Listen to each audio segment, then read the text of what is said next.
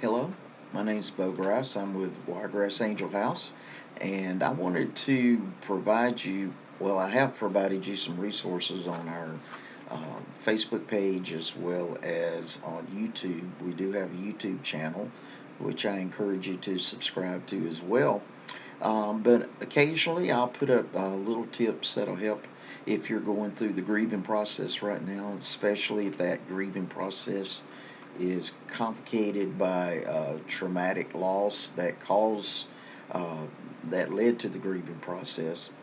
And sometimes it's real easy when we're going through these dark times to get stuck, to maybe lose our way, and can do things that will actually prolong the process.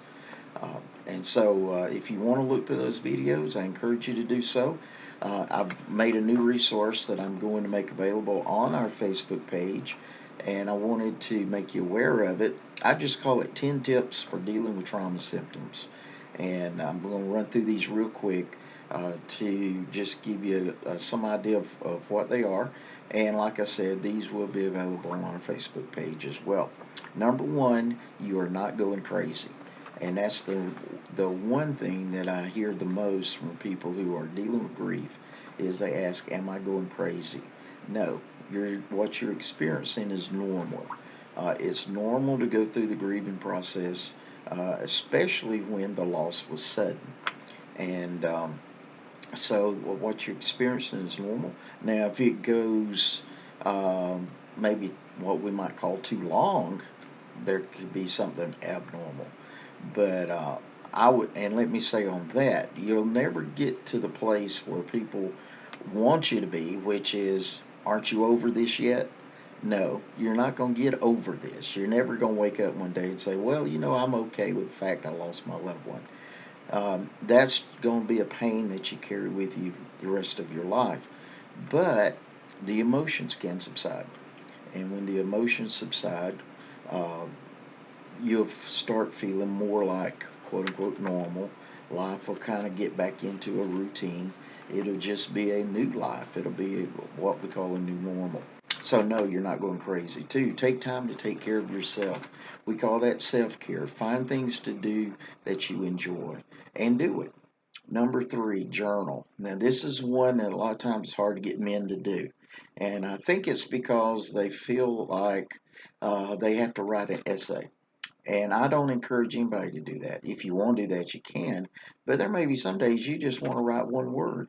It might be angry, or it might be sad, or whatever. The journal's yours. You can do with whatever you want. It's not going to be graded.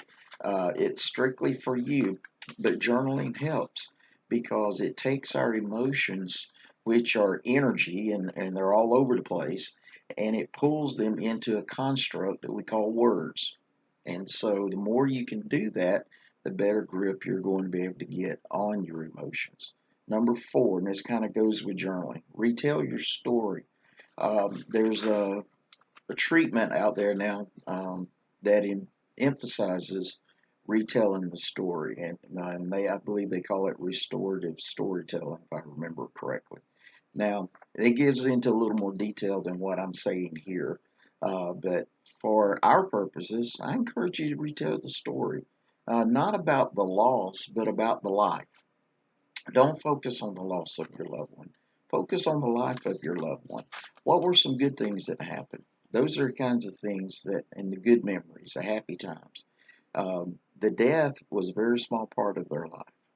And if we get fixated on that part of it, then we'll never heal, which is what we're really needing to heal our hearts, to heal emotionally, to heal, and to adjust to a new life. And it's not a life that we want, but it's a life that we've got. Number five, use control breathing to slow your heart rate. I won't go through that right now, but it basically requires breathing in to a four or higher count, depending on what kind of shape you're in. Hold it for the same count, and then exhale for the same count. And you want to inhale till you feel like your lungs are going to explode, and then you want to exhale until you feel like there's no air left. And if you'll do this a few times, you'll feel your body starting to calm down. Because what happens when we start feeling anxious or start feeling distressed is we're telling ourselves that whatever the traumatic experience is happening right now. And the fear part of your brain doesn't understand time. Everything, as far as it's concerned, is now. So if our brain is sending the message that something traumatic happened in the past, that part of the brain just assumes it's happening right now. And so that's why your body begins going through the process of activating the fight or flight syndrome, which is the sympathetic nervous system. So by breathing, control breathing, you force that system to shut down and you force your body to calm, which will help. Number 6, do not isolate yourself. And that's probably one of the main temptations people have when they're going through grief, especially, is I just want to be left alone. I want to hide out in the house. I don't want anybody to know, to bother me. I just want to sit here in my despair, and I don't want to be around other people because they feel awkward. I feel awkward, and eventually, inevitably, it's going to get around to them trying to fix me. And I'm sorry, but other people will try to fix you, and they usually try to fix you with, "Aren't you over this yet?" And the obvious answer to that is no. But they don't know what to say. They don't know what to do. They just don't like seeing you distressed, and in seeing you distressed makes them feel distressed. Number 7, capture your thoughts and stop dwelling on negatives. That's so very important. If when you feel your thoughts going in a direction that's negative, just stop it. Say, nope, I'm not going there. And then redirect to something that's positive about the subject or get off on another subject. See, what you're having to do is you're having to break patterns of thought in your brain because our brains are designed to create habits. And patterns of thoughts are habits too. So we're having to break those habits and create new patterns of thought. Practice self care and practice self talk, I'm sorry, and remind yourself that you're okay, that you're safe. And that's so very important because we do have an inner conversation going on all the time where we're telling ourselves things about ourselves that may or may not be true and we're not even aware of it, but it's this inner conversation that often stimulates the brain to react in a uh, threatened way, which is what we were talking about a moment ago. So practice positive self-talk. Tell your when you feel distress coming, what's coming on, that's what's happening. What's happening is your self-talk is telling you something negative. I'm afraid. I won't survive this. Life's going to be too hard. The future will never be right again. You've got all these conversations going on, and so your body naturally reacts to that. That means we've got to take control of our self-talk. And the way you do that is remind yourself, I'm okay. I'm safe. The event is not happening now. Everything's okay. And you just have to keep pounding the door with that. Because, like I said, what you're doing is it's kind of like when they used to lay railroad tracks. You're pulling up the rails and you're replacing them and sending them in another direction. That takes a lot of pounding on the nails, on the spikes. And that's what we're doing. Number 9, when feeling distressed, find some distraction and get moving. Movement has a way of dispelling the energy that we build up. So if you feel distressed, feel gloomy, the way I hear it and kind of the way I respond to it is when I bring this up and people say, "Well, I know I ought to, but I just don't have the motivation to do it." Well, here's the way to get the motivation to do it. Make yourself do it. Just get up, go do whatever it is you know you ought to be doing, and you'll be surprised your motivation will many times get in line then with what it is you're doing. This thing about getting busy, it's so important to have something. Now you don't want to be so busy you never deal with the emotions because eventually you'll need to deal with them. But if you're just feeling like you can't get out from under the cloud of despair, then find something that's a distraction and get busy. Get a hobby. Go help somebody. If you really want to do something to help your mood, go help somebody else. Uh, Pray if you're a spiritual person. Read your Bible. Do something. Just find some way to do something to get rid of that energy and to refocus your mind. And then lastly, and this isn't last because it's not important, but it's just the last thing on the list. If necessary, see a doctor.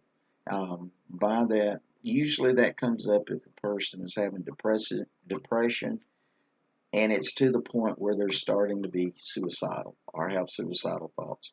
If you're in a depressed state and it just never lifts, every day it's kind of like when you get up in the morning, depression standing at the foot of your bed, then it's probably time to see a doctor. Um, and also I put on the list, see a counselor. Before you see a counselor, see the doctor. It is possible, and sometimes we're not aware of this. It is possible that you have chronic depression. Chronic depression means that you've had it all along. It's physiological. It's not psychological, and is due to an imbalance or an absence of certain chemicals in the brain. Um, Acute depression is situational. So if you were pretty much a happy-go-lucky person before the loss, and since the loss you can't get out of bed, but it's getting a little better as time passes, it seems to be getting better. More than likely, that's acute depression.